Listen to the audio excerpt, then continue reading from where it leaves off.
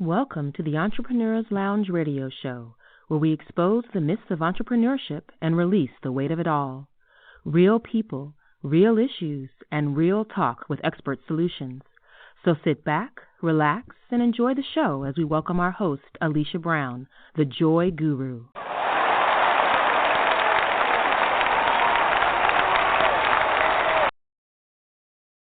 Good evening. This is Alicia Brown, the Joy Guru, and I want to thank you for tuning in to another episode of the Entrepreneur's Lounge radio show and podcast. We're so excited to expose the myths of entrepreneurship and help you release the weight of it all. And of course, there's a hot topic tonight. Who doesn't want to talk about sex?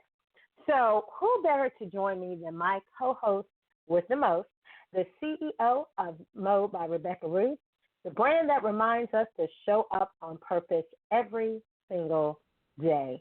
How are you doing this evening, Miss Rebecca? Hi. I'm excited for another show. And for the topic, okay, I'm excited. I'm a little nervous, but mostly excited. It was so funny because, we always talk about how we, the different topics and how it's best for us to approach them. If you guys, the listeners, if you follow our YouTube channel so you can actually see us, we have some topics that are a little bit off the path, and we try to make sure that we're remembering our professionalism, but we're actually real people. So this is one of those, it's like there's so many ways you can go with this, and I want to know about this, and we have questions we want to ask, but like you, I'm like, ew. I do have to remember we're professionals to be mindful of the way we ask certain questions. So, but there's that disclaimer. I'm asking for a friend. So at any time, we can always use that. I'm asking for a friend, and then we're sort of off the hook. But, right. I mentioned for the listeners who don't know, since with podcasting, you don't get to see our beautiful faces, we have done a couple weeks of live, and we want to continue that. Last week, we had our former guest and special friend, Miss Saudia White, the amazing Amazon. She joined us for that discussion on blurred lines, sex, manipulation, and entrepreneurship. So definitely make sure you find us on YouTube. There's the link at the entrepreneurslounge.info for that information. But before we have our first featured guest, who is a sex and relationship expert, earlier today I posted on our Facebook page and in our group a discussion, an interview with American Idol winner Fantasia Barrino. And she had this recent interview with the Breakfast Club, and she went on record to saying that she thinks women can't find a man because they won't submit. And I'm going to just do a quick summation. She said, and I quote, "Most women are trying to be the leader. That's why you can't find a man. You can't be the king in the house. Fall back and be the queen and let your man lead the way." And she added that a woman being the leader in her household isn't how things are supposed to be. She said, that's why we bump heads. I feel like it's a generational thing. We can go real deep on that, but it's a generational curse and how society have placed our men and women to stand up and be the mother and father. And then she went on to say that women become so independent that when a man does come their way looking for a romantic relationship, the woman comes across as too masculine. She said, and I quote, "You have to find how to submit. You can still be a queen. The queen plays a part. The king needs his queen.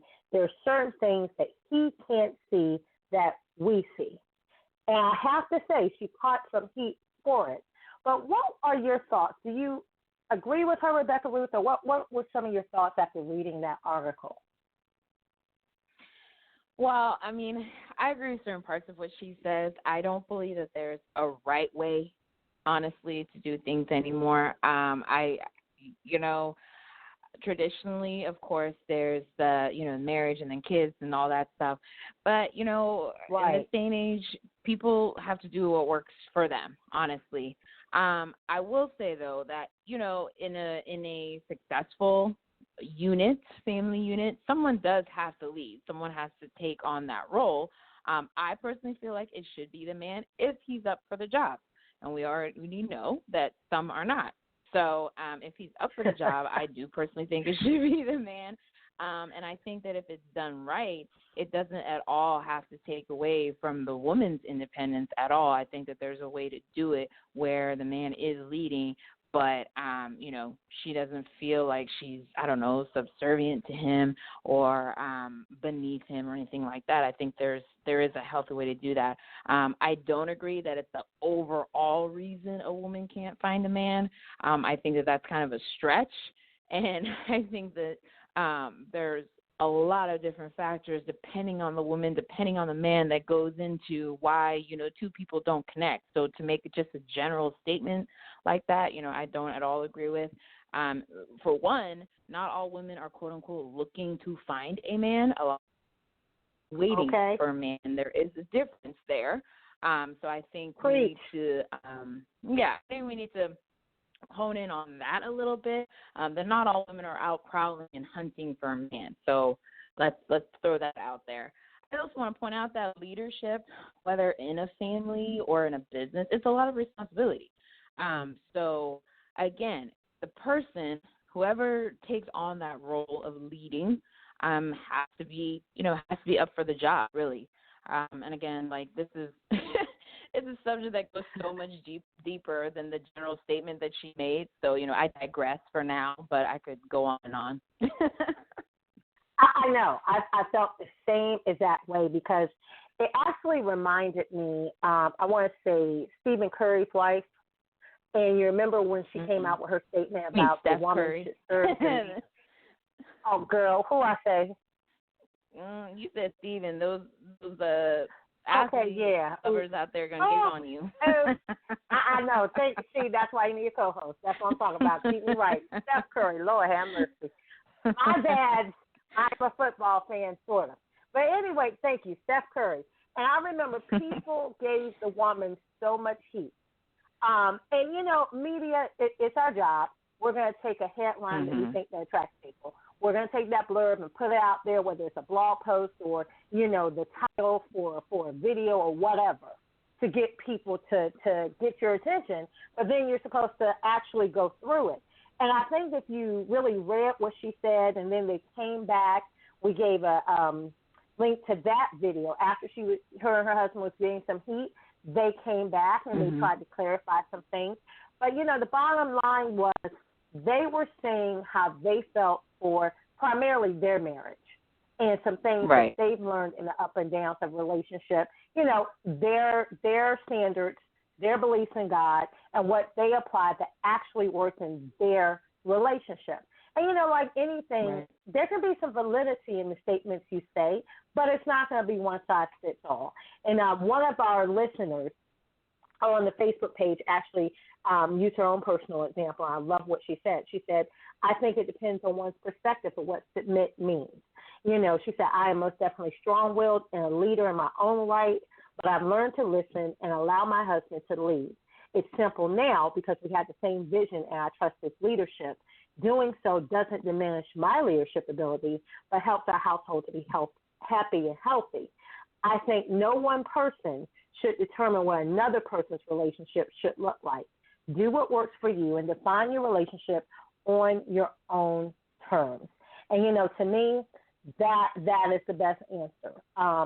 But, sometimes in society, we're so sensitive. Someone says this and people just go off and whatever. It's like you don't even take the time to try to understand what the person was saying. And, part of that might apply to you or your thought process, and it may not. And both of you can say two opposite different things, and neither's wrong. That might be great for your relationship, might not be great for this one. Now, personally, I do agree with a lot of what they were saying in that article. I believe on the statement I just read from one of our listeners. But, what I believe that there are too many women and too many people in general who are willing to submit to just anything, lower or raise their standards, and then complain when everything hits rock bottom. I think in this microwave society, the art of friendship, love, relationships, getting to know a person, I think the art of that is dying. So I don't have a problem with the idea of submission. because I think it's truly a position of power. But it shouldn't be given to just any person. That's the only thing I look at when it comes to that. But I would love to hear what tonight's relationship expert has to say about that. So without further ado, Rebecca Ruth, please introduce us to our first amazing expert guest. Absolutely. So Amanda Testa is a sex, love, and relationship expert who works with busy professional women and couples to feel incredible in their skin, tap into abundant energy, and take sex from a to-do to something they look forward to, and enjoy better connection and fulfillment in their relationships. She says that when you own your power and your worth, you can live the life you desire. So without further ado, please help us welcome to Entrepreneurs Lounge radio show and podcast, Amanda Testa.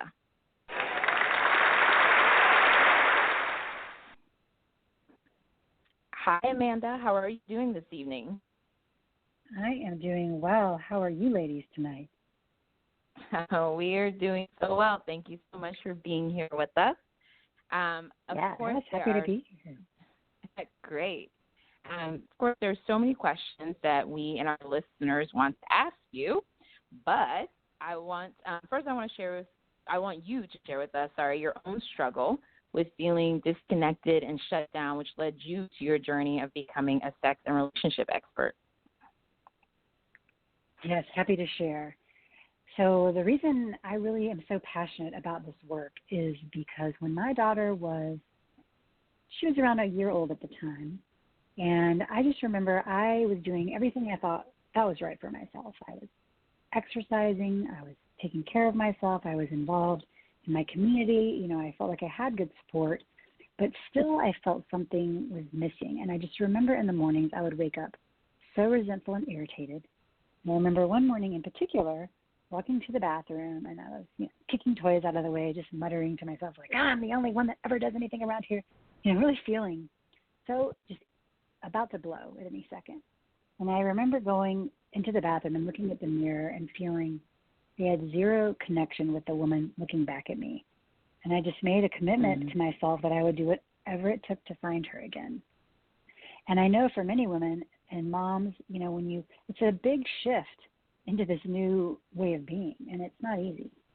And for me, right. I just said, okay, I'll follow the breadcrumbs that come across my path. And one of these happened to be working with my mentor, Layla Martin, and I came across this course that she was teaching on increasing your sexuality and kind of getting your desire back. I had no idea what I was getting myself into, and I remember at the time being very ashamed and embarrassed. I was like, I hope no one sees that I'm doing this. And I was thinking, this will spice things up in the bedroom. We could show you some help in that area after having a baby.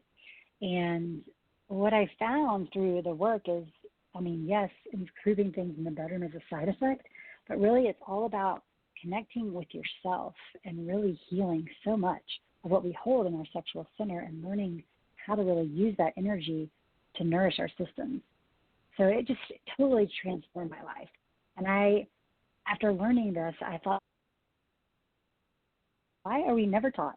We're never taught how to have a good relationship. So we're never taught how to really access our sexuality in a powerful way that serves us. And I just decided in that moment, I am going to learn this so I can spread this word, sing it from the mountaintops, so every woman can learn these tools because we all have the ability. And so that is what led me to this.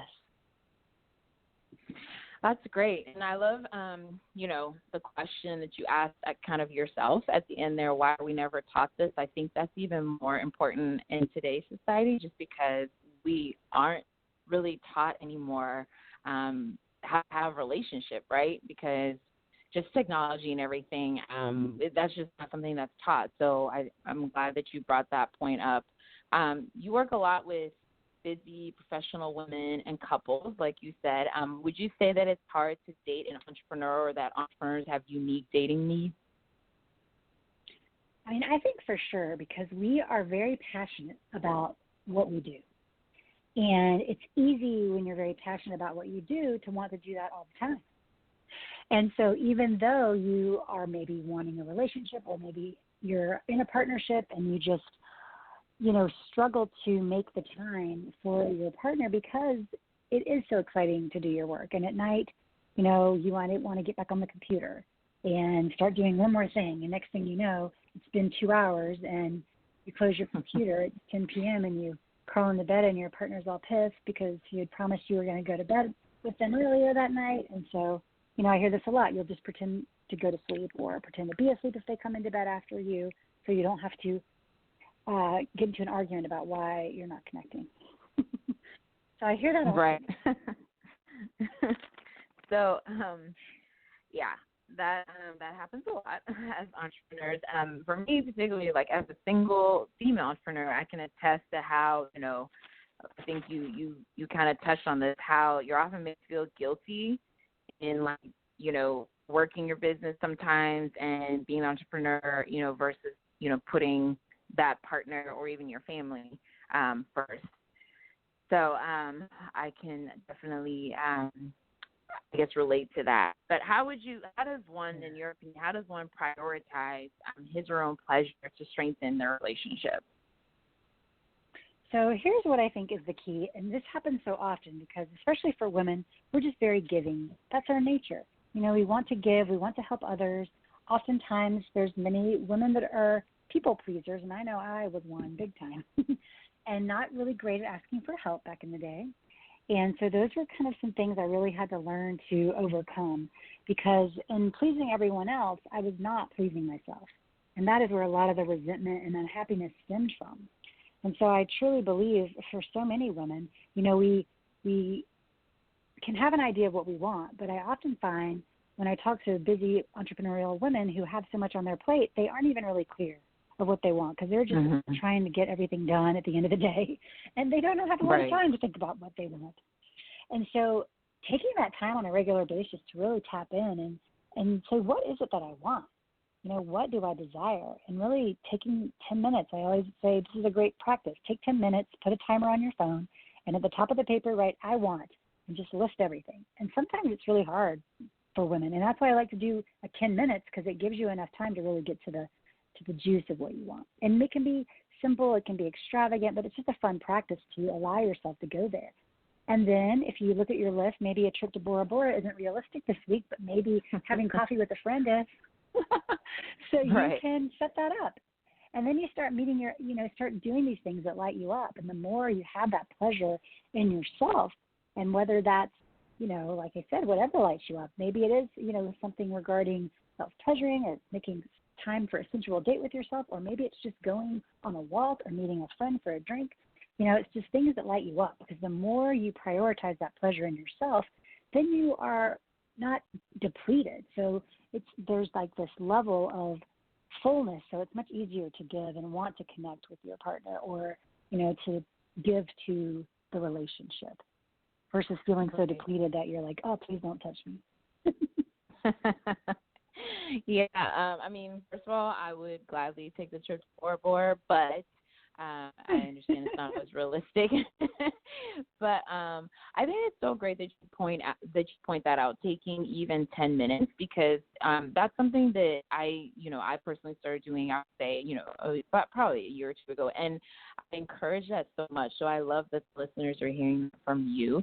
Like, it's so, so important to take that time. And we always say, well, we don't have time. And I'm like, yes, you can literally find 10 minutes somewhere in your day to just take that time for self-reflection and everything. It makes such a huge difference also for you. One of the things that comes up a lot is, kind of like the double standard, between men versus women, I would say. Like when men are driven and they're high strung and they're dedicating their long hours to their work and everything, it's usually applauded, right?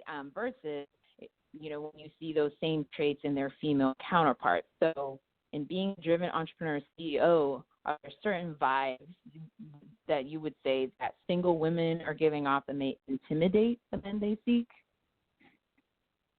That's an interesting perspective, because I do often hear from some of the single ladies that I work with that are very successful, driven women, is that something that they'll hear a lot is that they're too much, which makes me so crazy. I cannot, that just makes my blood boil, because it is that double standard. And, I know you were talking earlier about kind of relationships and submitting and that kind of view that you have to be a certain way to allow in a partnership. But oftentimes I think that, I don't know if it's a certain vibe that they're giving off, as much as, sometimes men are intimidated by strong women because of, just kind of the media's perspective and what we've been taught all these years. And I really think deep down it's really not a fault of our own. It's seeing these movies and seeing all these images that like successful women are bitches, or to be rich and successful but you're unkind. You think about all these big movies where the main character is a successful woman. Oftentimes they're portrayed as this evil person, which is the other reason why there's all these stories that we've been told. And so when we are living in our daily lives, we don't even realize that's playing in the back of our mind, but it is at a certain level. And so I think for women to overcome that, or to feel like they can attract what they want, is, again, like, it goes back to being super clear on what it is you want and making yourself full of, doing the things that light you up and give you a lot of pleasure, so that when you are in a space to flirt with someone, or if you're going on a date, or being in these situations where you want to draw in a partner, that you are bringing out that energy of playfulness and fun, and you still have that drive and that ability to succeed, and that is important to display as well. But you also can soften at times, because I think that's the hard part for women when we're so driven, is it's hard for us to just soften. Do you ever feel that? Yes, Lord. I mean, it's just hard to soften, and that's sometimes the practice. I remember for myself, you said it earlier too, because we get so good at doing everything for ourselves, and it's really hard to trust. I think in some ways, women's lib was so helpful, but then you heard that phrase, like, a woman needs a man like a fish needs a bicycle, and you get that in your system too, and you're like, I can do this on myself. I don't need any help. That's just going to cause me more strife and struggle, and I'm not going to deal with it. But then when you do meet someone and they want to be in your life and they want to help you, it's really hard to let them. So it's kind of learning to receive. I like to say, instead of submitting, it's learning to receive. Because when you can receive, even if you can start small, like when someone gives you a compliment, say thank you. When someone offers to buy your coffee, say thank you. Like little things like that add up, and then you can start receiving more from your potential dates too. So for example, when you go out to dinner, it's okay to let your date pay for you, or if they want to open the door for you, you can allow it. Like it's just different perspective of, instead of feeling like you're submitting, you're just receiving this gift that they want to give and supporting you. Those are some really good points. And that answered completely. This is Alicia Brown, the host of the show, but no, that is really answering a lot of things, because we do have that double standard with being high strung and long hours, and women are really trying to hold it all together, but deal with that. And then for those of us that are single entrepreneurs, it's like that extra layer with dealing with that as well, and trying to balance everything. But I know one of the questions I want to ask you is, are some people just, quote unquote, undateable? And how do you know if you are that person? So I do not believe that anyone is undateable. I think that oftentimes we might have protective mechanisms that keep us safe, and we don't realize that they might not be serving us in the way we want. So, for example, oftentimes, I actually was just talking to a woman the other day about this. She says that she always attracts unavailable men. And we dove a little deeper, and I was like, what is it about that makes you feel safe? Because oftentimes it's the part of them that's not really ready to open, or is not really feeling safe to be in a relationship. Or maybe their heart was really hurt previously and they're just really closed to opening it again. Or who knows, what trauma they've endured in their life. Like all these things we don't realize a lot of times are playing in the back of our mind, but when they're running back there in the subconscious mind, it shows up in our lives. So in dating, that might look like you don't give people much of a chance, or you can be overly judgmental or critical of someone, or vice versa, even being like, maybe you're just there's a part of you that doesn't feel you are worthy of that or that you deserve that, because that unfortunately comes up as well. Even if you're a very successful, high-achieving woman, a successful entrepreneur, oftentimes there's this little piece in the back of your mind that feels like maybe I'm a fraud or maybe I'm not good enough to deserve that. And so it's really kind of unraveling what's beneath that to get to the root of what is going on and why you are not attracting what you want or feel undateable. Because I truly don't believe there's people that are undateable. Everyone has something beautiful to offer. I love the way you put that, because that's so true. It might be things, or it might be something that you're doing that's sort of almost what I call self-sabotage. So, Yep. Yeah, so I love the way you put that. And then that gives you more of a viewpoint or work that you can personally do to attract the type of person that you actually desire. Yeah. So, there's actually a great book. It's called, oh, sorry. I was just going to share please. a great book called This is a good book. It's called Wired for Dating by Stan Tatkin, and it kind of explains attachment styles, because that's another thing that can come up in dating. And it's just a helpful tool to kind of understand what your attachment style is and what others are, so you can see kind of where your behaviors may be coming from, just as a little side note. Oh, wait a minute. What was the name of that book? It's called Wired for Dating. Okay, I'm asking for a friend. Okay, yeah, we'll post that. I'm asking for a friend. That's very interesting. Now, one of the other things, I can't let you go from the show without asking you this, especially for people that know me well. You quoted that after working with you, a person would have their energy back. And you used the statement that before you needed 3 cups of coffee to get you through the day, now you don't even think about the second cup. You just feel energized and ready to tackle the day. And me and coffee have this very passionate love affair. We have this, I'm dating coffee. And, that may be a problem for anyone else to date me, because coffee will always be before them. So this sounds like some type of voodoo magic or something. But I want to know, what are the secrets where I wouldn't even think about that second cup of coffee as I clutch my coffee right now? Well, I can tell you, girl, I love my coffee too. I do love coffee, but I don't drink it like I used to. But okay. I love the ritual of drinking my coffee in the morning. However, I used to be so depleted that I would drink coffee all day long and still feel like I had no energy. And I think part of that was I didn't really understand how to take care of myself. And so in learning to really take care of myself and learning some of these practices to work with my sexual energy, and this is something that you can actually learn to do. And so when you learn how to access that and work with it, you can kind of start to cultivate that energy and flow it through your system.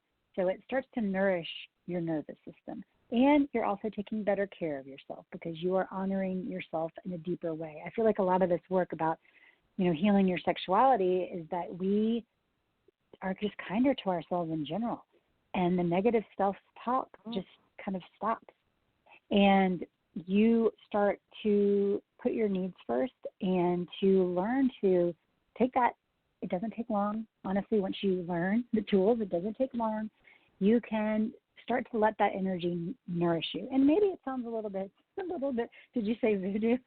But it's, it's based in, like ancient Taoist philosophies. And they really view, like you might be familiar with like Qigong or practices like that where you work with energy. And just to kind of give you an example, if you kind of smack your hands together and rub them,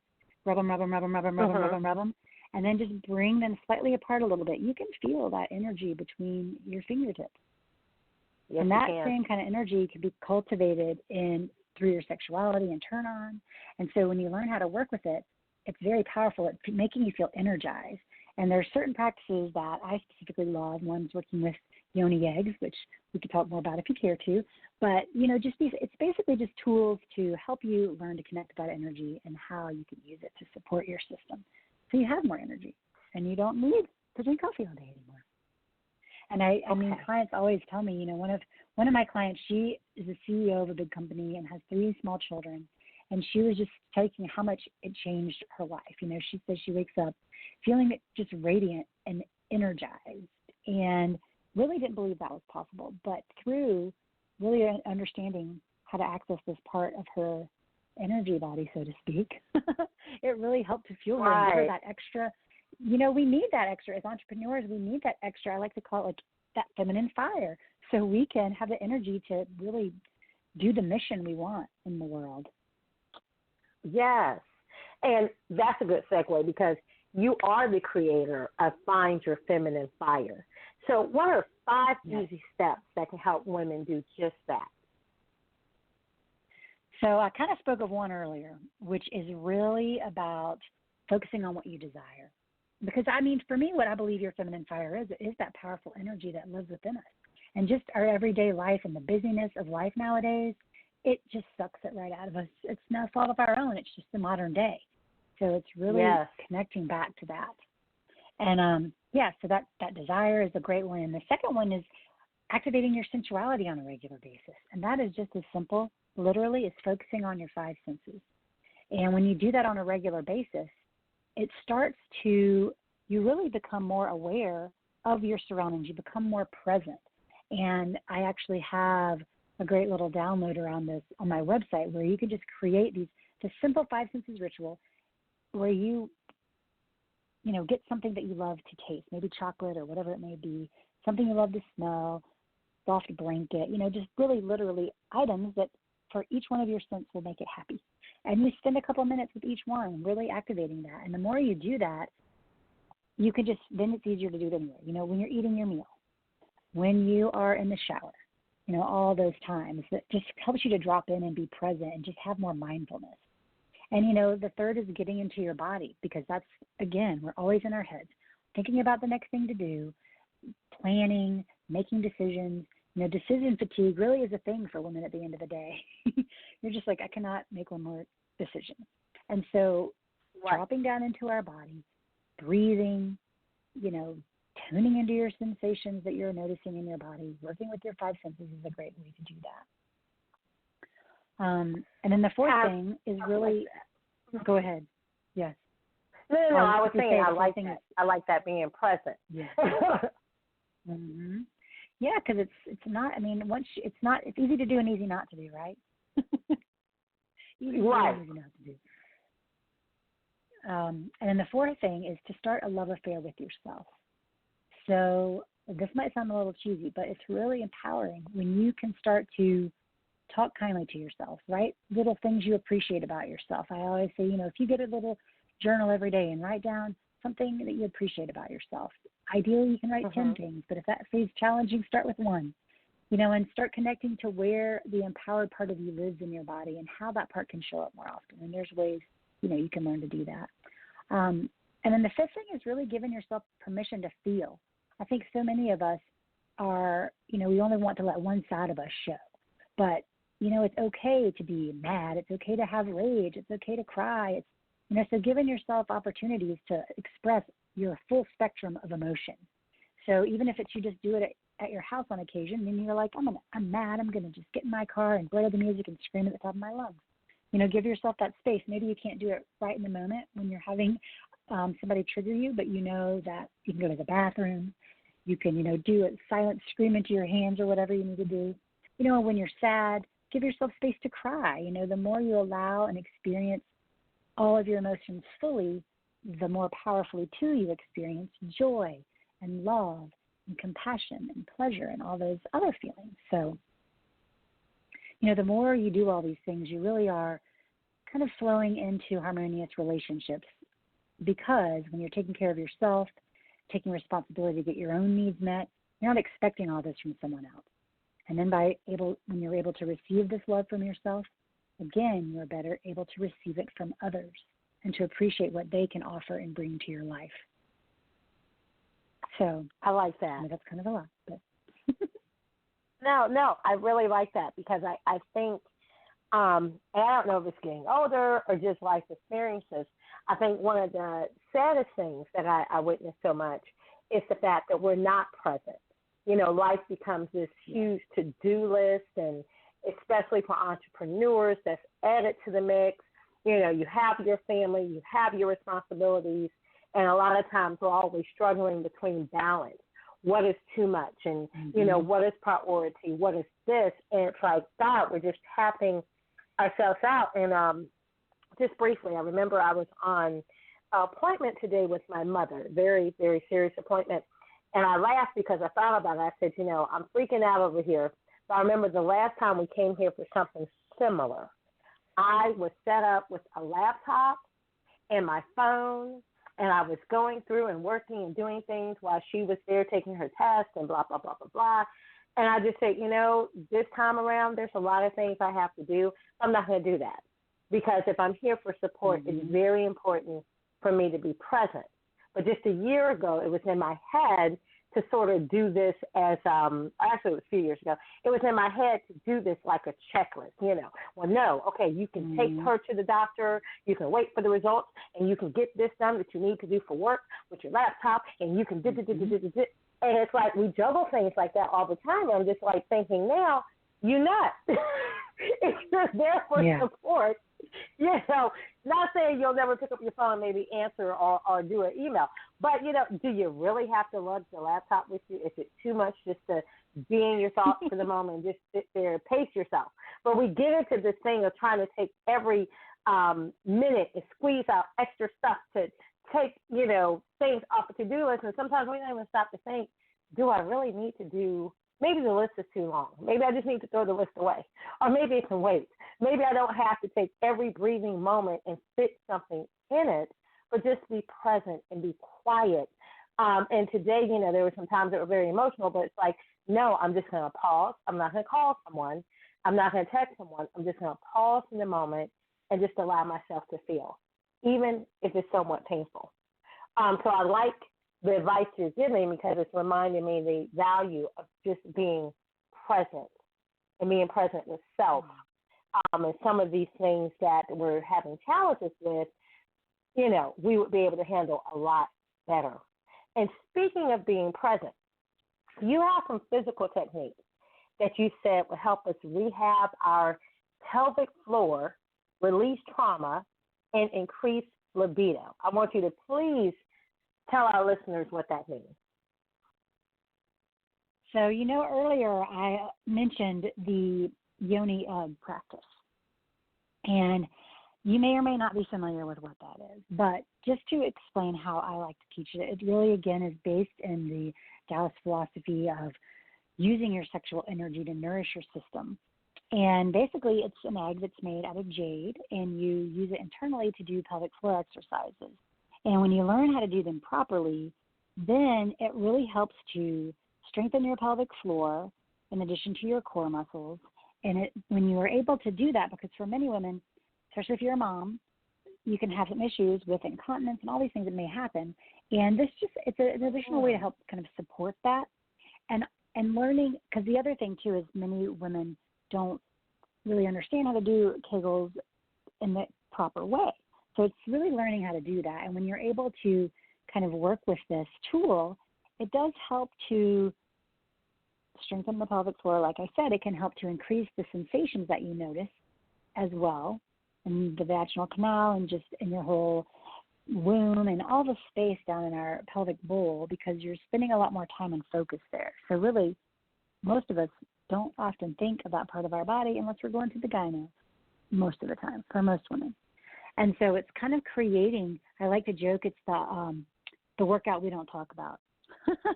You know, sexual fitness is like, how can we get this in the rotation? We don't.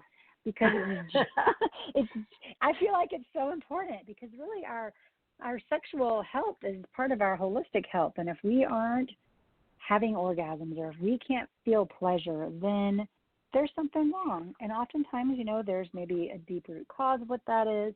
and kind of working through these practices with a professional who can help you deal with the emotions that come up and like really be able to kind of heal any trauma or anything that's been stuck in your tissues.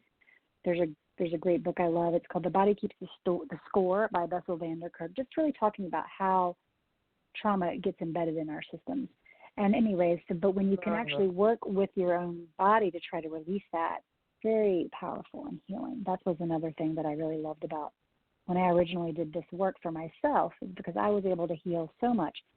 And I went to therapy for years, which was helpful, but this just took it to a new level of really being able to open and trust. And even with my, husband that I had been married to for, I think we'd been married like 4 years at that time.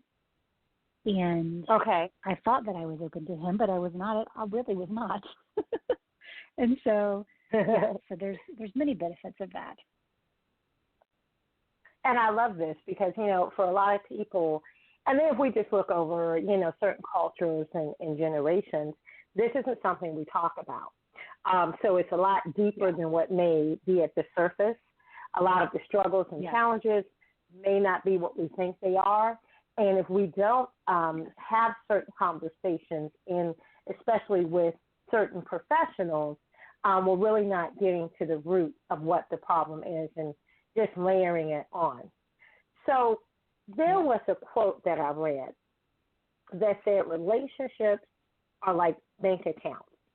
So how would you advise us if our romantic relationship bank account is depleted and in desperate need of a rich, full deposit? Yes. So if you feel like you have not been depositing anything into the relationship, then obviously it's going to be really hard to get something out. So it's funny because I do this challenge on occasion. I call it watering your grass, because that grass is green where you water it, right? And where you put attention and energy, energy flows, and like anything you're going to nourish, you're going to water it, you're going to feed it, you're going to pay attention to it, it's going to grow. The same thing with your relationship.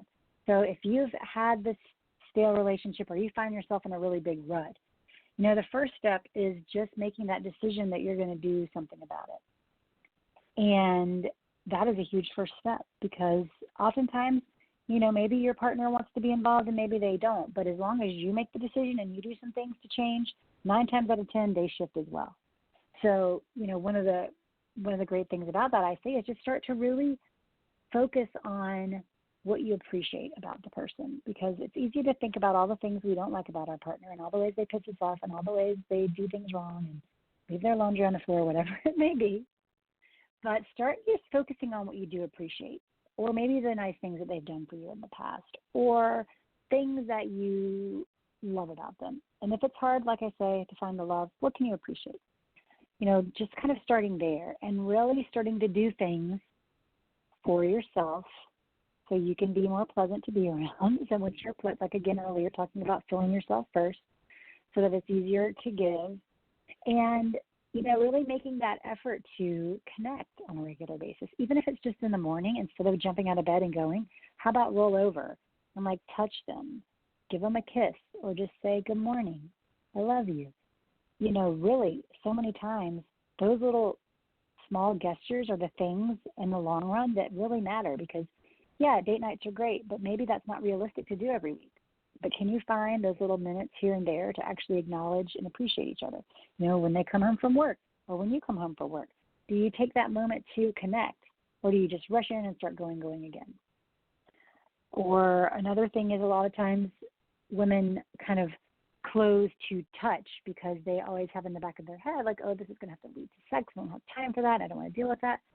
But just trying to be more open to receiving love and affection from your partner. Like if they come and give you a hug when you're washing the dishes, maybe you hug them back, which would be like, don't touch me. I got to get this done, and then I got to load the dishwasher, and then I got to make the beds, and blah, blah, blah, right? It's like, how about just slow down for a moment and appreciate the fact that you, at some point, you love this person and you want to get back to the place where you feel good and connected. So receiving their affection. Does that make sense? Perfect sense. Yeah. Perfect sense. Yeah. So, little things like that are big.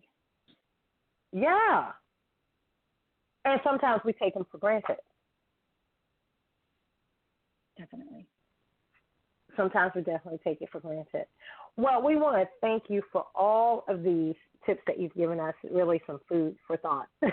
Definitely some things that I know that we can implement and make some changes on. But where can our listening audience find more information and connect with you?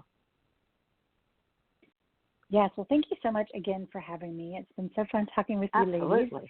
And you can find me on my website. It is amandatesta.com. That's TESTA.com. And I also am on Facebook. I have a group on Facebook called Find Your Feminine Fire Group, where I give, tons of trainings and information around this, and as well as on Insta at AB Testa, YouTube Amanda Testa, so all the places, all the good places.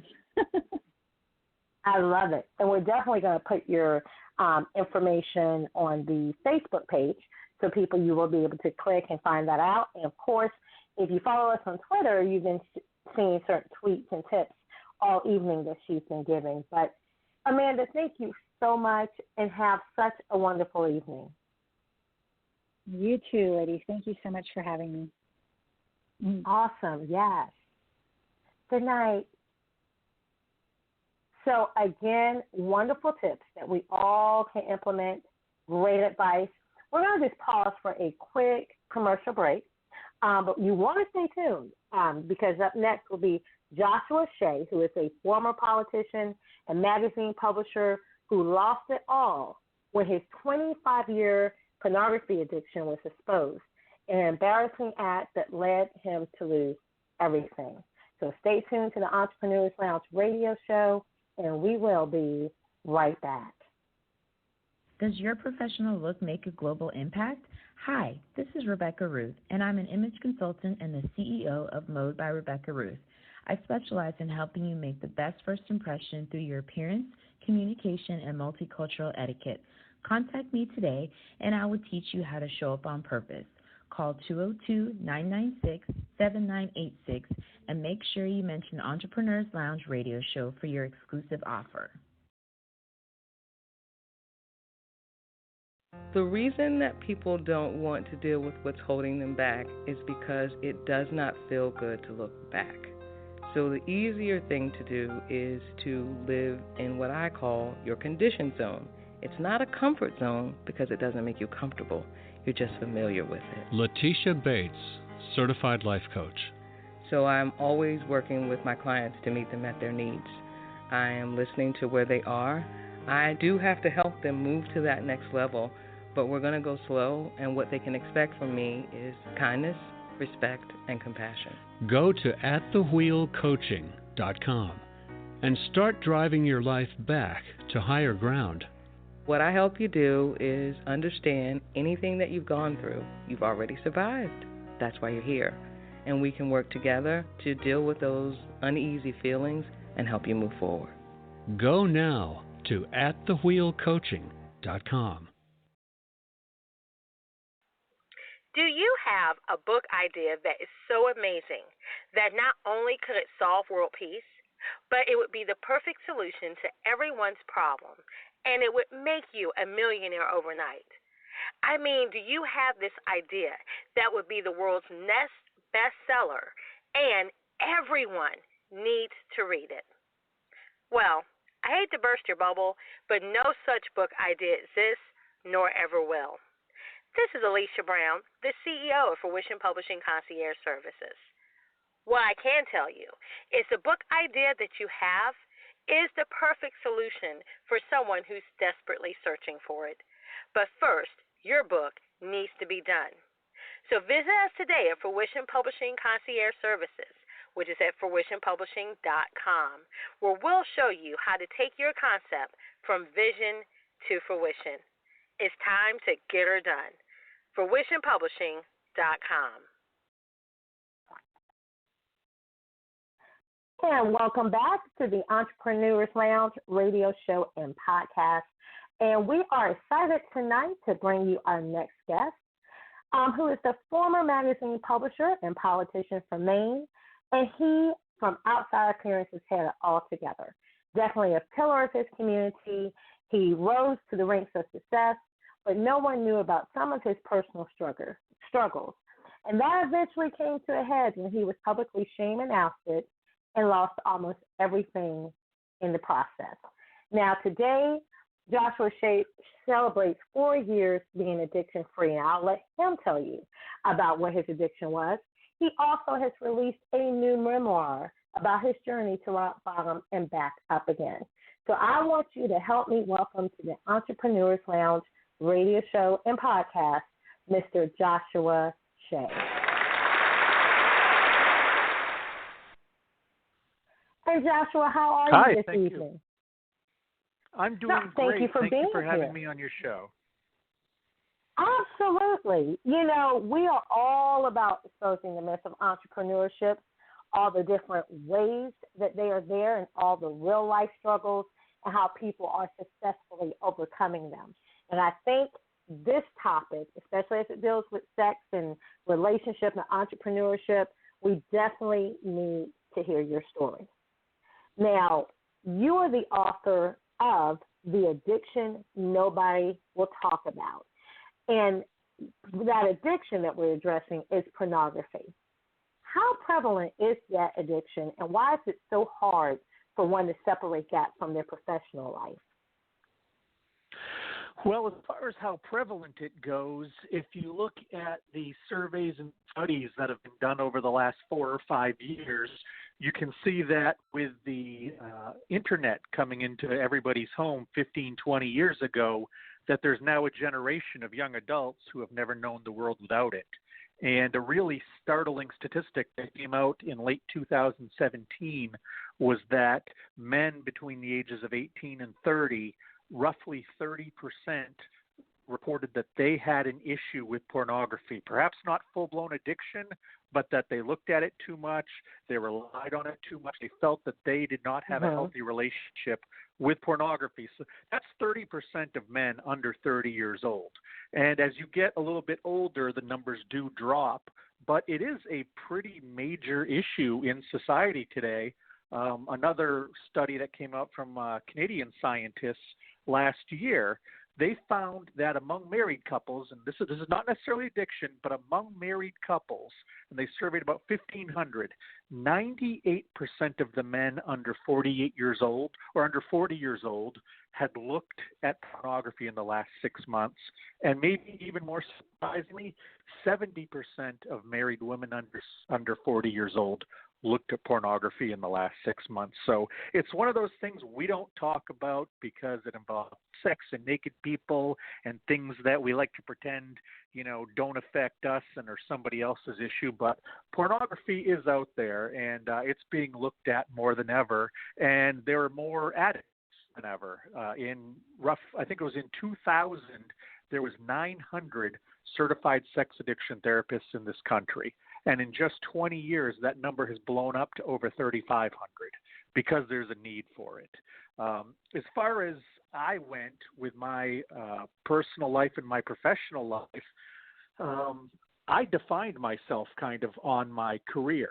I defined myself on who I was professionally and who I presented myself to the public. And it was really a bit of a farce because it wasn't really me. It was the professional version of me. And I used pornography as a bit of a panacea for coping with the stress of my professional life. I used it as an escape. It was something that just I could do. Nobody needed me when I was escaped into this world. And it was one of those things that for nearly 20 years or even longer, if you consider that I was probably an addict in my teenage years, it was always my go-to whenever anything got a little too hard, a little too difficult. I didn't know how to cope with something. Well, that and alcohol were right there for me. Those two addictions went hand in hand for over 20 years throughout my personal and professional lives. And, some people would take this subject very lightly. They just don't see the big deal. They don't see how someone could allow this to get to this point. So although this is a personal subject, I don't want our listeners to take this lightly. And I also want you to know as our guest that at no time are we judging you, we're condemning you, but we're asking questions in a way that we really want the audience to understand.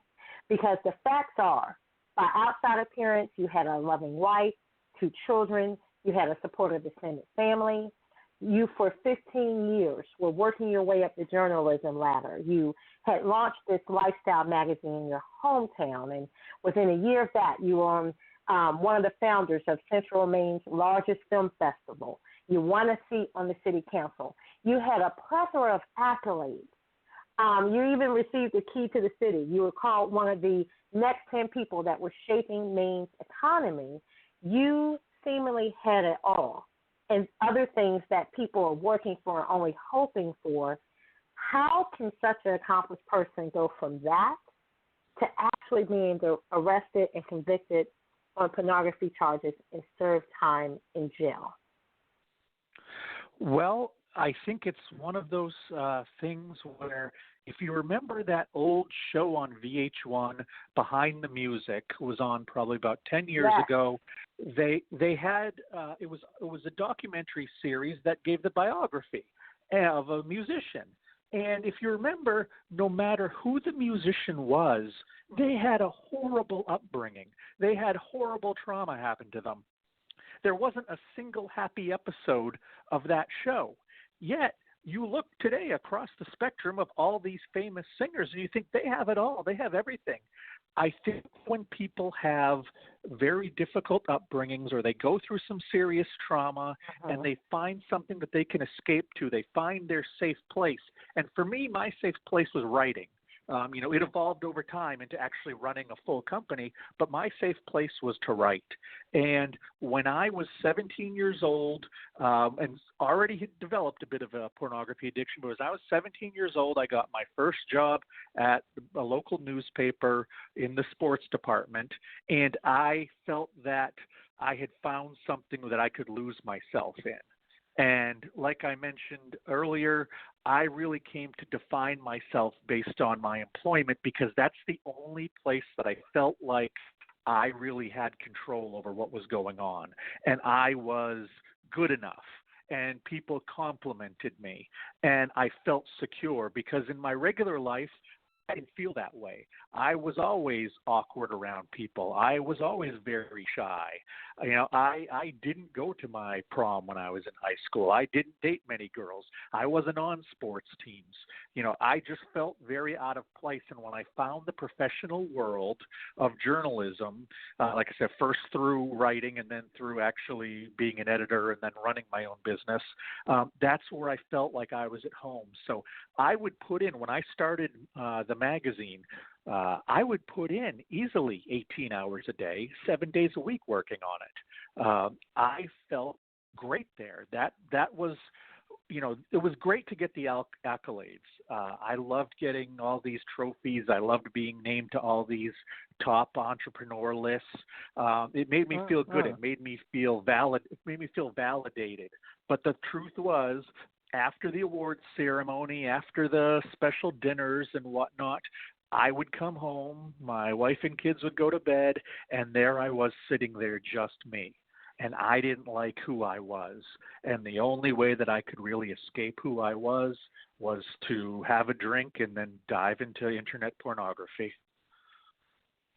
And, when you share it like that, I think anyone that's listening, take away the pornography, take away the drink. Most people that are listening can completely relate to everything you said. There is that part of them where on the surface, you're doing this, you have these accomplishments, people have this perception of you, and you should be happy and everything should be well, but there's a part of you that needs to escape. So sometimes there are different things that we use to escape that possibly could be addictive. Some people are addicted to working. They're a workaholic. There's no law against that, but it's not a balance, and it can cause problems just like a person that's addicted to alcohol, just like a person that's addicted to drugs. So there's different parts of this where, people may look at one thing and, I don't understand that. But you can understand the dichotomy if you really listen to your story as you're explaining it. Joshua, what do you think would have happened if you weren't exposed and convicted? Well, I think that if the police hadn't shown up that day at my house in early 2014, I would give one of two things would have happened. I would have ended up losing everything in short order, and I don't know what had happened to me at that point, but I was not going to keep my professional life together. I was not going to keep my family together. I was circling the drain. And if I hadn't lost everything like that, I truly believe that I probably would have died. I was that unhealthy. Matter of a fact, the day before I was arrested, I went to my parents' house to pick up my son who was being babysat there, and my mother looked at me and said, "You look like you're going to die." And I said, "Yeah, that's funny," whatever. She said, "No, I'm serious. I look at your skin. I look at your eyes. You look very sick." And I made up some excuse that I was just working a lot or the film festival was coming up soon and I had a lot of work to do. But that's the only time in my life my mother has ever said something that dramatic to me. And it was the day before I was arrested. So I know that something had to happen, or else I was going to end up in a very bad place, perhaps even 6 feet under. Wow. That, most of us would hope if something happened that we wouldn't have to be ousted or we wouldn't have to go through certain things that, of course, are undesirable. But that is a thought of, in this situation, what happened, I guess, redemption or what was the good part of that.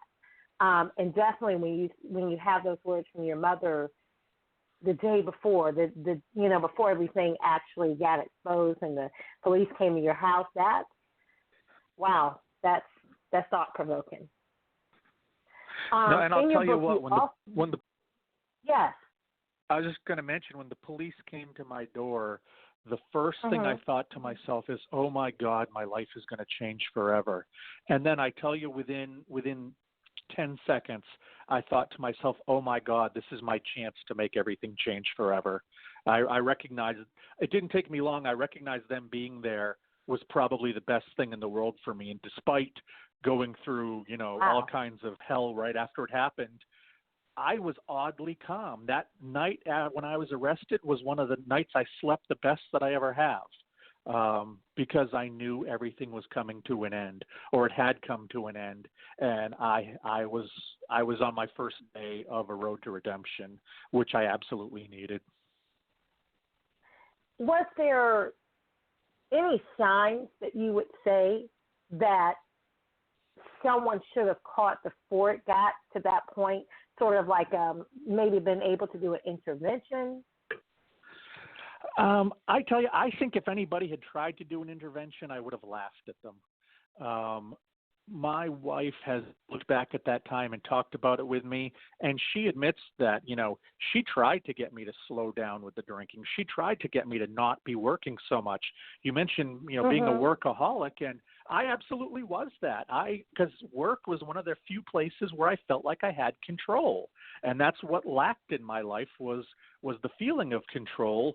And I didn't have that as well in my family life. So I decided to spend, 18 hours a day at work and then come home and sleep 6 hours and ignore my family.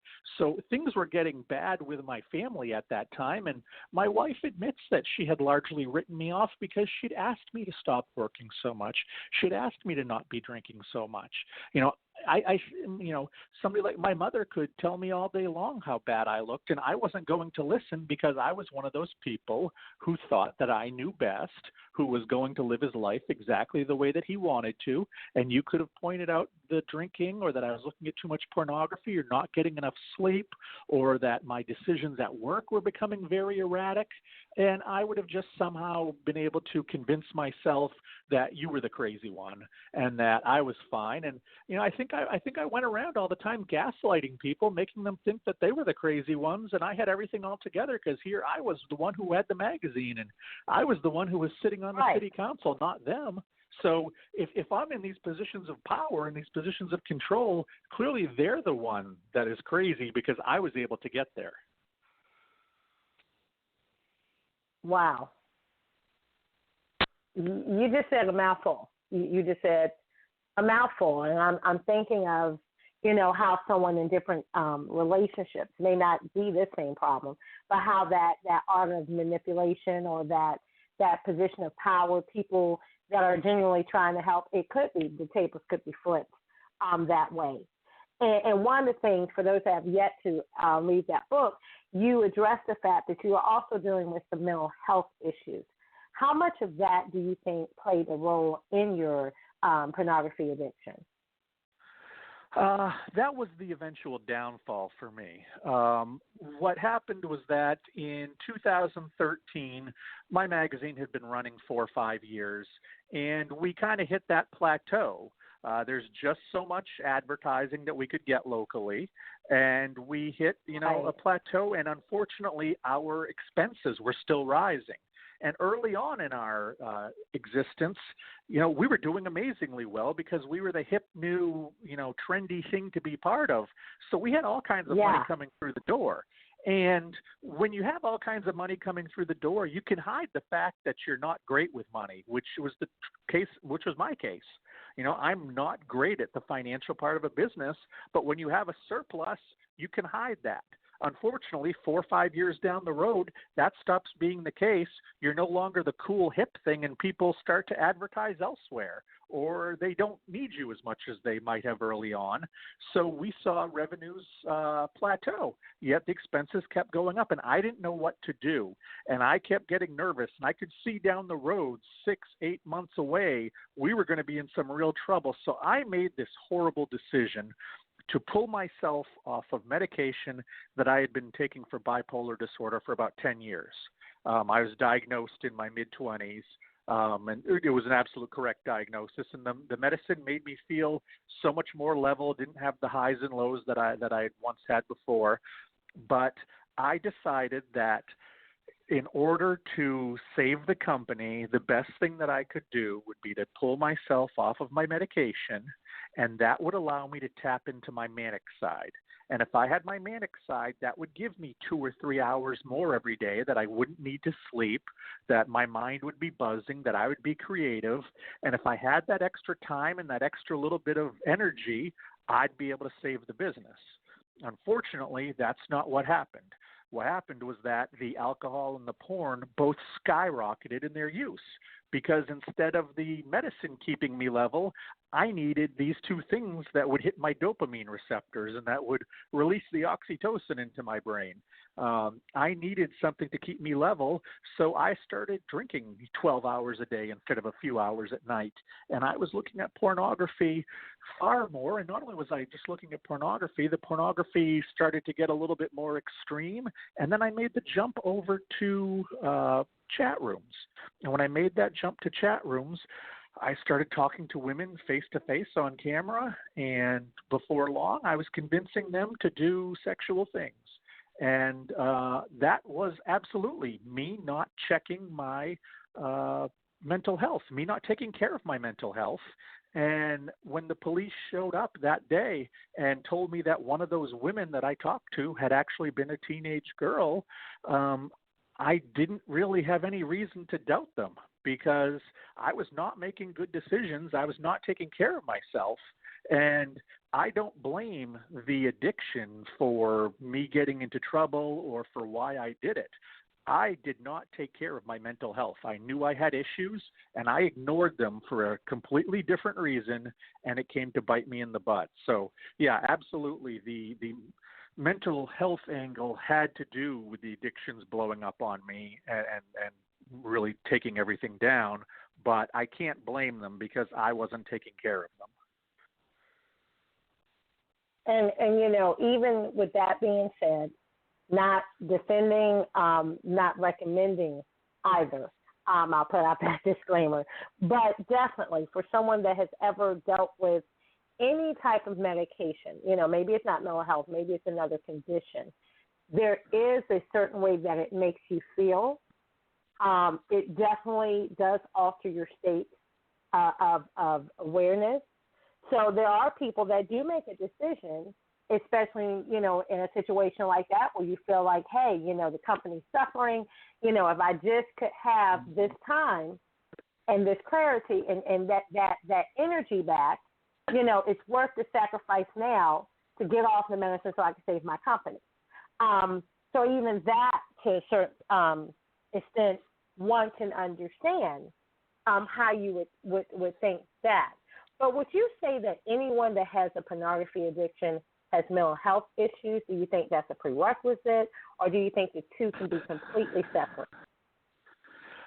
Well, statistically, they can be completely separate. What you find is that the majority of people who have addiction, and not just pornography addiction, it can be drugs, alcohol, gambling, food, whatever.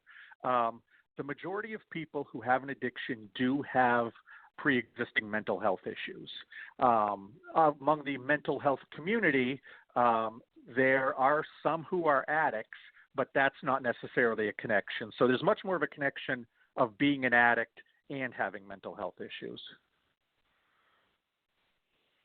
Gotcha.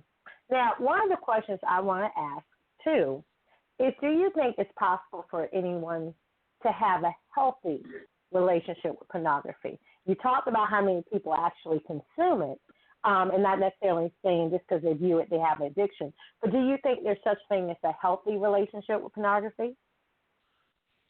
Well, I think that, it's pretty much on the record that it's a pretty sleazy industry, and that a lot of people are in it who would rather not be in it. And it exists solely for the objectification of men and women for somebody else's viewing pleasure. So that would be the moral side of it that says maybe it isn't healthy. The other side of it would be looking at it like I said, almost like any other addiction. Are there people who can drink and have no problems with it? Yeah, there are plenty of people who can gamble and don't develop an addiction. I go to a casino with my wife usually 2-3 times a year. I win $30, fantastic. I lose $20, whatever, and then I go away. I don't have that gambling gene, but I can understand how some people do. And it's really one of those things where if you can get beyond maybe some of the moral scuzziness of pornography, I think you can view it and be healthy. I know plenty of people who use it in their relationships as a aid towards helping keep their lives sexy. I think that, masturbation is completely normal, and most people use pornography as a visual aid to assist it. And I think that can be completely normal. But like anything else, it can become that thing that you go to for coping methods, for dealing with stress, for escaping. That's what it was for me. So, I would never tell anybody that they can't look at pornography because they're going to become an addict tomorrow if they do. I just think that people need to understand that pornography does the same thing to your brain that all of those other addictions do when it comes to hitting your pleasure receptors and messing with your dopamine. And that's good information to be aware of.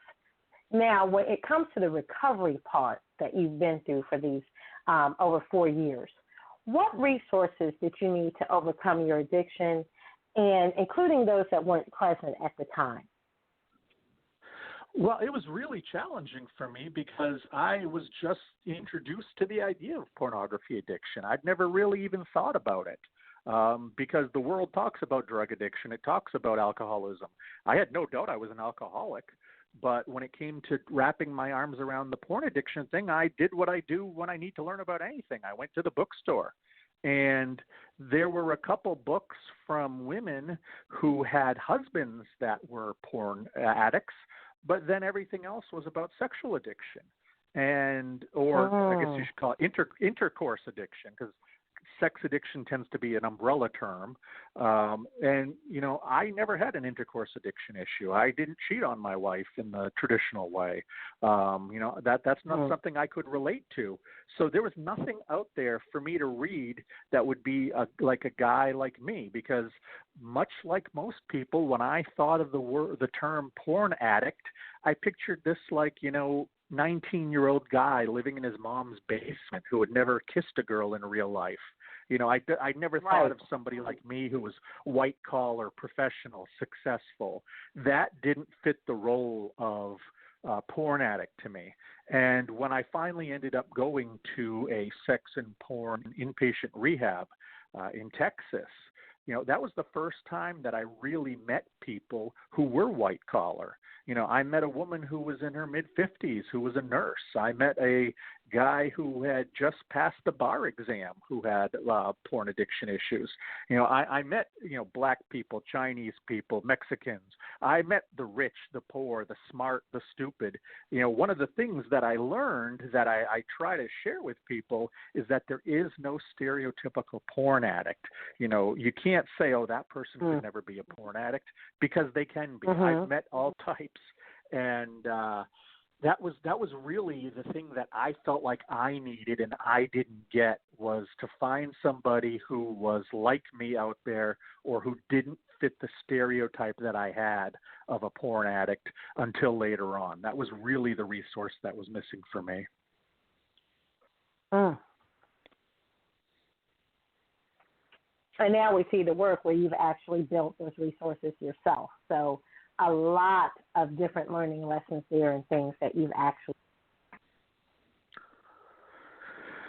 Yeah, well, and that's one of those things where I was sitting in jail when I was serving my 6 months for talking with that teenager online, and I started talking to the men who were in the pod that I was in. And while most of them were there for drug problems or for domestic violence, almost all of them had issues with porn or sex.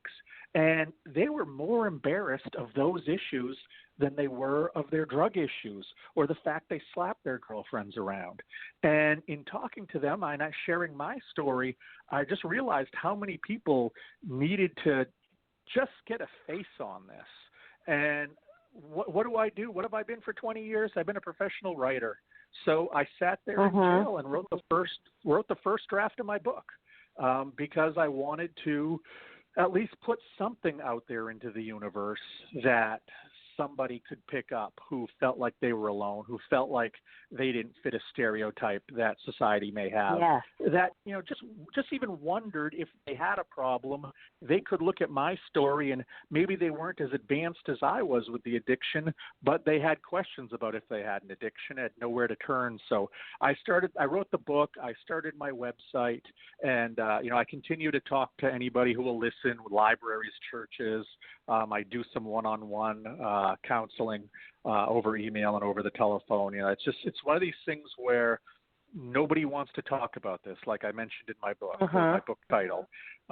Nobody wants to talk about this. It involves sex. It involves naked people. It involves, doing things on your own that some people may say that's dirty or whatnot. It's an embarrassing subject, but because of my standing in the community, when I was arrested, it was all over the news. When my wife bailed me out of jail and we drove home, there was already a news van in front of my house. So you can learn my entire story by just Googling my name if you want to know all the gory details, and which some are wrong because the news doesn't get everything right. But you can basically get my entire story online. So I decided I wasn't going to try to hide because I couldn't hide. And if I couldn't hide, I might as well stand up and say, yes, I did this. It's embarrassing. It's shameful. But I went and I got help. And you can now see me today as a person who proves that you can get beyond this. Yes. Hi, Joshua. This is Rebecca Ruth. I just want to thank you again so much for your transparency so far and, the insight that you've provided. I have a couple of questions now. I was just curious, what have the past 4 years of recovery been like for you? They've actually been amazing because I've really learned how I got to where I was, and that was what needed to happen more than anything else. Right after jail, I went to rehab for alcoholism for 10 weeks, and then I went to the sex and porn rehab for 7 weeks. those were absolutely transformative experiences, because what they made me realize, aside from the fact that I did indeed have a problem, was that in most cases, addiction is just a symptom of a bigger problem. And with the help of the counselors and therapists and doctors, we really dug into my past and started to understand, why did I start using pornography so young? Why did I start drinking so young? Why did I place such an emphasis on my professional life? Why was it important to me to have a wall full of plaques and trophies when, having the love of my kids wasn't nearly as important to me? So we had to go back and answer those questions, and that really was the most transformative part. I think people who just go and try to take care of the drinking, try to take care of the porn, try to take care of their drug problems, I think that they're going to be on a much rockier road. You need to find out why you started to begin with. And that was the real wake-up call for me. And when I started to try to make decisions and change my priorities, it was a lot of cognitive behavioral therapy. It was a lot of asking myself 50, 100 times a day, why am I thinking this way? Why am I making this decision? And then if I needed to, making a smarter decision. And you really have to train yourself to examine why you're thinking the way you are, why you're doing things the way you are, and then change it. It becomes muscle memory. It becomes part of your regular routine and your regular habits when you stop what you're doing and change it repeatedly. And, learning about habits and how habits are formed, good habits and bad habits, and learning about where my addictions came from were really the biggest parts of me getting healthy. Right. That's great that you mentioned that, because I think that oftentimes people look at things like addictions, and they just, with a lot of just things in life, but especially addictions, and they just kind of look at the surface level. I know if you're someone close to the person who's dealing with addiction, it's hard in the moment to look, deeper. But I think it's important that people realize it's so much deeper than what you're seeing. And, oftentimes that person is hurting, dealing with so many other things, and this is just how it's coming out, basically. So I love that you talked about that kind of, peeling away at the layers of the addiction.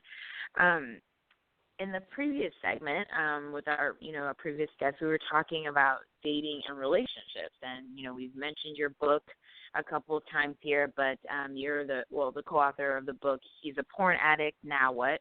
And then an expert and a former addict answer your questions. So the first question I wanted to ask is, what should a person do if they find out that someone they just started dating is a porn addict?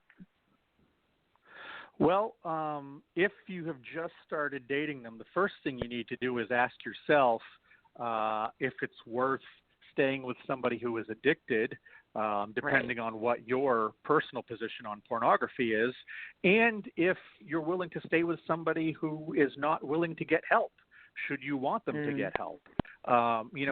The definition of addiction is essentially when you repeat a behavior again and again, seemingly not being able to control it, yet you still understand that it's going to have negative consequences. And that's the same for every type of addiction that exists. So if this person you're dating if it's risen to addict stage, there's something going wrong in his life. Or her life, as it may be. And you have to ask yourself if you want to be with them. One of the things that I preach in this new book, He's a Porn Addict, Now What?, and that Tony, who's the expert, preaches, is that you have to take care of yourself first. Yes, it's horrible that your partner, the person you love, has an addiction, but if you don't take care of yourself, you're going to be no good to them. So, if you're newly dating somebody and you've discovered that they have an addiction to porn or an addiction to anything, you have to ask yourself if it's really worth sticking around. Are you willing to put yourself through what you may have to be put through with no promise of what's going to happen later on? If that answer is yes, fantastic. If it's no, don't feel too bad about it. You have to take care of yourself. So if it's a short-term thing, I would tell them to really, really think about whether they want to continue on with the relationship and asking themselves some of those hard questions about can they put up with things and can they deal with that kind of an albatross hanging in the relationship. Right. Is your advice different for, a longer-term relationship? For a longer-term relationship, obviously, there's more invested. If if it's a marriage of 10, 15 years, you're talking about, do you want to actually get a divorce? If there are kids involved, do you want to try to change their lives? It's obviously a case-by-case basis, but one of the things that we talk about in the book is to not make any rash decisions either way. Learning that your loved one has a porn addiction, can be quite traumatic because it's probably something they've hidden from you for a very long time. And there are women who will feel betrayed. There are those who just will, hate pornography and absolutely think it's, something from the devil, and they don't want to be around anybody who touches it and feel like they don't know that guy. Some women, like my wife, recognize that I was very sick, not just with pornography, but in my entire life. I was sick in so many areas, and that, it was time to get me help. And thankfully, I was open to that help at that point. What you really need to do is just take a step back, not make any rash decision, see if he's willing to try to get help. And that can be starting out going to a 12-step group of Sex Addicts Anonymous. That can be going and sitting down with a therapist, either one-on-one or as a couple. It can be going online and reading forums or reading websites and just learning more and having him understand his issue more. Now, if he continually says that he doesn't have a problem and he continues on with it, again, you fall back to that point of you have to take care of yourself. But, really take it slow, evaluate the situation, find out what's in his head, find out if he wants to get better, and then make your decisions after collecting this data, not just that you find out he's looking at this stuff online when you're not home and now you're going to run, because you may change your mind given a little bit of time. Okay. What would you say, what will be the steps that a person should take once regret over their actions starts setting in? Well, if you have regret over your actions, you're probably in the early or ongoing stages of addiction, because you're starting to be angry with yourself and be upset with yourself. A lot of people, myself included, for a very long time, you make these deals with yourself. Well, I looked at it today, but I won't look at it tomorrow. And then the next night you find yourself looking at it. Or I'm only going to look at it for a few minutes, and 2 hours later you don't know where the time has gone. If you're feeling those kinds of regrets, the signs are that you probably do have some kind of a problem. And because it worked for me so well, I always tell people start with therapy. Go online, learn what you can, which is always helpful. And being a journalist, I'm all about research. But find a therapist, find somebody who has dealt with people who are in your position, who knows what happens when they make one set of decisions or knows what happens when they make a different set of decisions, and has this correct schooling that they need to guide you through it. And then after that, try to reach out and find some people who are going through what you did. Like I said, you can find them online. You can find them in 12-step groups. There is different group therapy happening, depending on where you are in the country, dealing with this kind of stuff. Because I have found, and it's one of the reasons we wrote the book this way, is that you really need professional help, but you also really need that kind of fellowship in people who truly understand what you're going through because they've gone through it as well. Right, absolutely.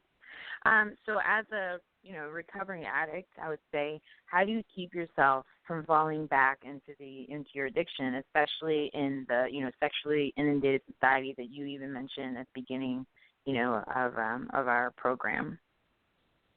Yeah, and it can be challenging. One of the things that a lot of people don't have that I did was the law breathing down my neck. I was on bail for 2 years. Between being arrested and being sentenced was 2 years. During that time, I went to the rehabs. I went to a lot of therapy, so I was getting better.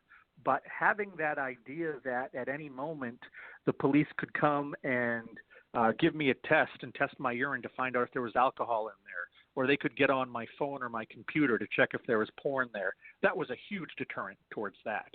And then after I got out of jail, I was on probation for 3 years, which I just got off 2 months ago. And they had the same rules. They could test my urine whenever they wanted, and they could check my computers whenever they wanted. That was a huge deterrent.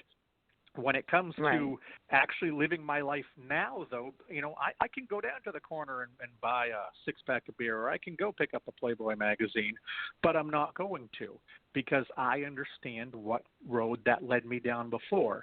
And that I understand that thanks to the cognitive behavioral therapy. That, I can say, okay, I'm going to go do this. Well, what are the possible outcomes? And I know that the outcomes, I think that I could probably drink for a year or two and be fine. I think people would look at me and say, oh my gosh, you learned how to be a good drinker. But I tell you, after 2 years, 3 years, it would fall apart. I just know myself that well that I know that I would not be able to handle moderation, because I wasn't able to handle moderation. So these days, if I'm watching TV at night and I'm flipping through the movie channels and one of those softcore movies is on Cinemax, I don't stop and watch it. I keep going. If I am at a movie theater and there's something really sexy on the screen, I excuse myself and I go buy a soda or get some popcorn.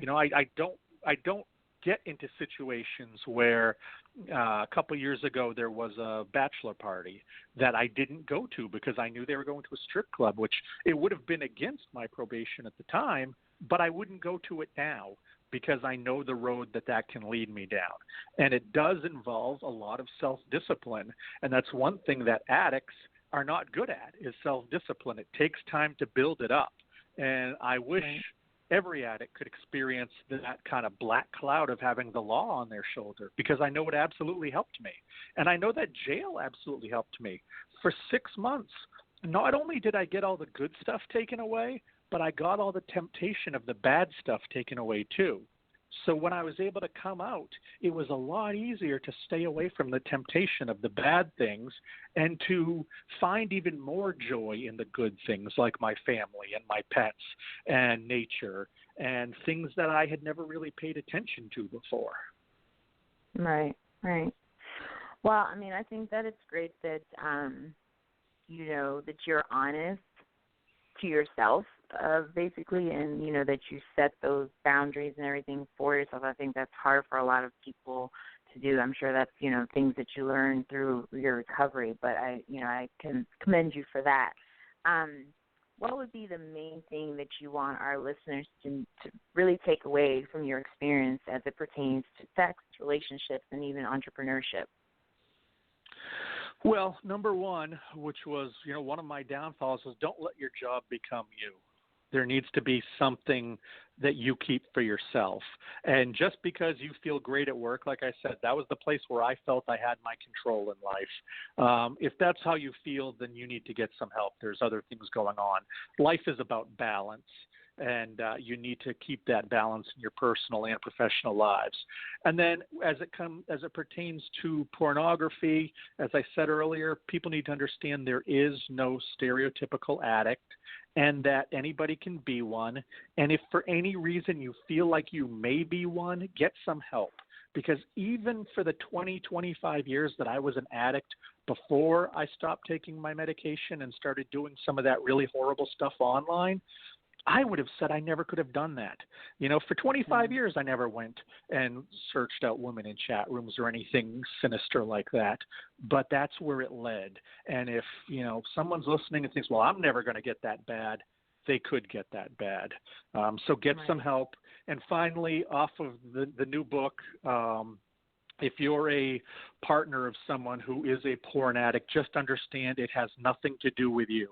He may blame you. He may say that it does, but ultimately it has nothing to do with you. It has to do with a whole boatload of issues that he's had from long before he ever met you. And just try to create a safe space and a judgment-free space and see if you can get through it. And then, if anybody out there has questions or is looking for resources, they can visit my website at recoveringpornaddict.com. I've got links to the 12-step groups and other articles they can read, and links to different rehabilitation centers. So if anybody has any questions, check the resources page on my website. That's at recoveringpornaddict.com. Great. Well, thank you so much, Joshua, for sharing your story and for being so transparent, and and again for giving your contact information as well. I was going to actually ask you for that, so thank you. But is that also where that website where listeners can purchase your books? Absolutely. Okay. The first book is available on Amazon also.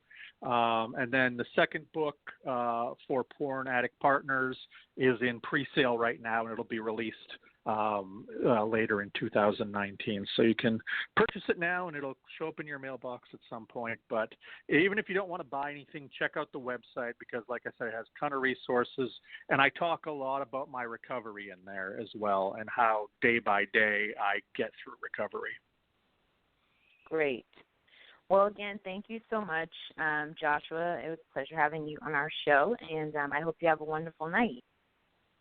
Thank you very much. I appreciate the time that you've given me. I'm sure that there are some people out there who heard some information they needed, and if nice people like you weren't giving us the time, then this wouldn't happen. So, you're very well appreciated in this process as well.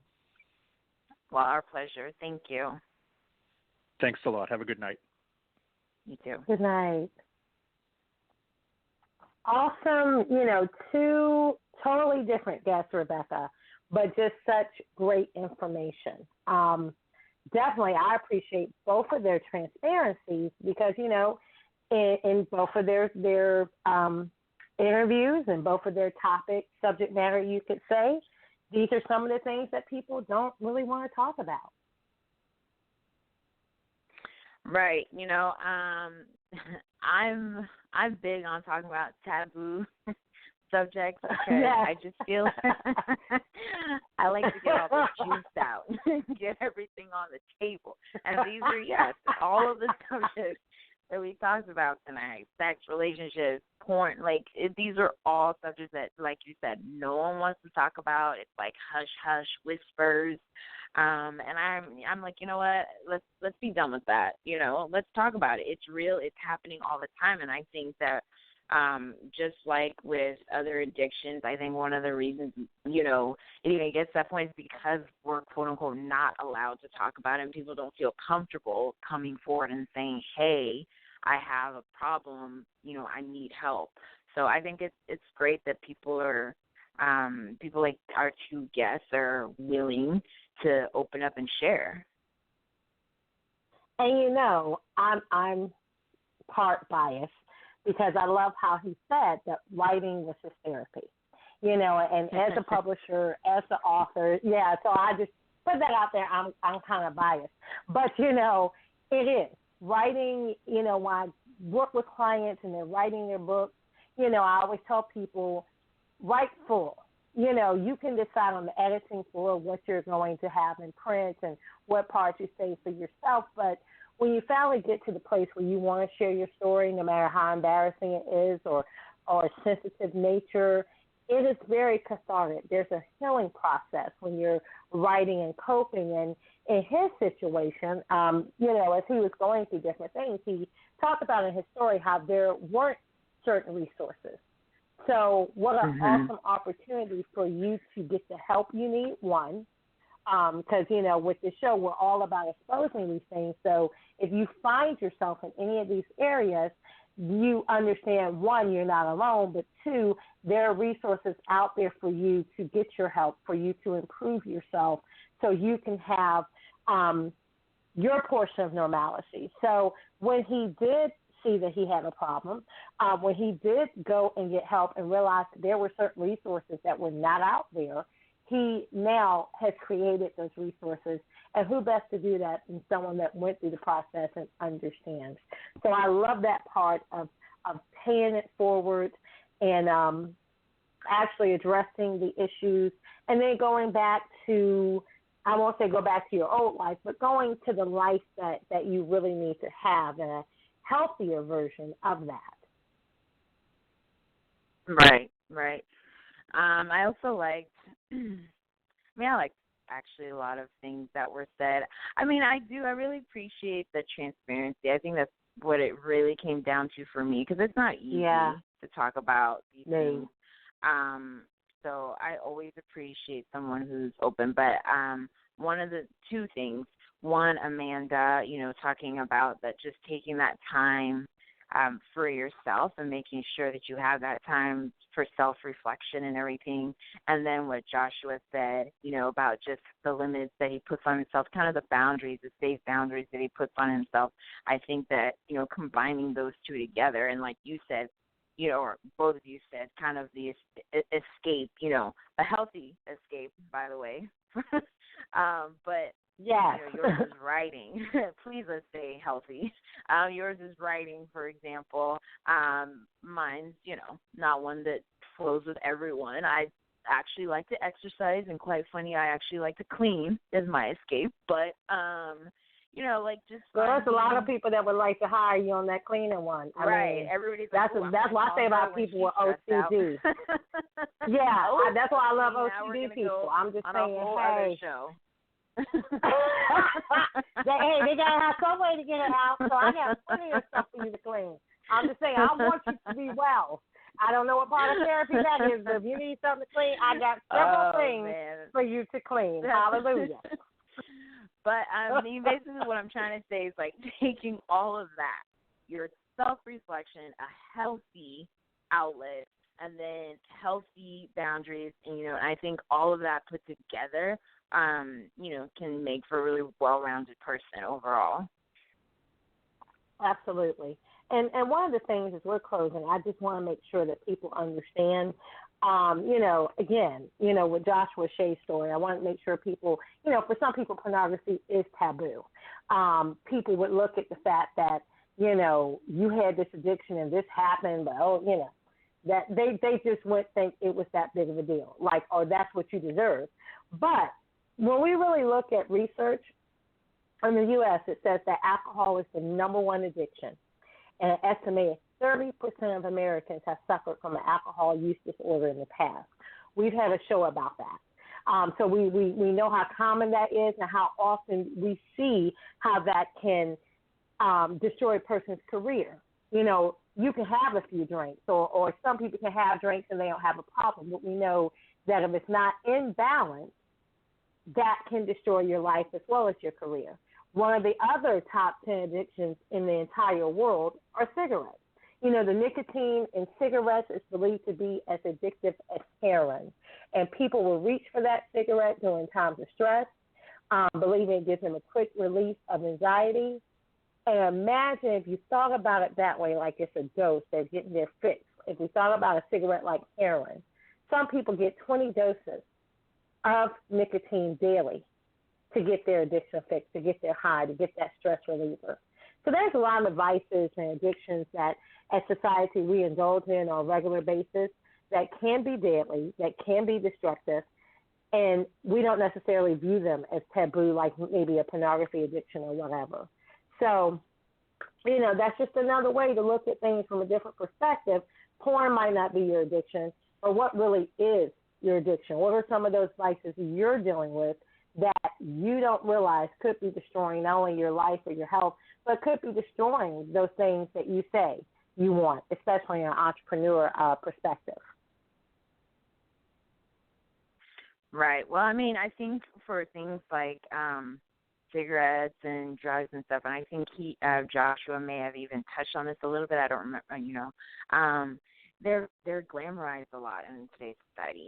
Yeah. Like, and alcohol, like we glamorize those things in movies, right. And just between us, it's not it's not taboo necessarily to drink a lot or smoke, and like we know it's in essence unhealthy, but I mean it's not we don't take it seriously, I don't think. Whereas this, pornography and stuff like that, it's like dirty. I mean, quite frankly, in our society, sex as a whole seems to be dirty. It's like sex is a four-letter word in our society anyway. Exactly. But which I agree, I disagree with. But yeah, I think that's really what it comes down to is that alcohol and smoking, like that's glamorized in our society, whereas things like porn isn't. Right, exactly. Well, once again, Rebecca Ruth, thank you for such an awesome show. And before we sign off, I want to remind our listeners that you can always visit the entrepreneurslounge.info, where you can listen to all the replays and find all of our links for social media, our website, as well as join our VIP email list for special offers and opportunities. And actually, in a few moments, we're going to give you a special offer from Miss Rebecca Ruth, CEO of Mode by Rebecca Ruth herself. And we also have things for our VIP listeners where you get those behind-the-scenes extras and opinions. So make sure that you do subscribe to our YouTube channel. Make sure you subscribe to the VIP email list, and you'll find everything at the entrepreneurslounge.info. And until next time, bye-bye for now. Thank you for listening to this episode of the Entrepreneur's Lounge, where we expose the myths of entrepreneurship and release the weight of it all. Real people, real issues, and real talk with expert solutions. Make sure you stay tuned to our Facebook page and thejoyguru.net for show updates, announcements, and to learn how you can be a guest on our show.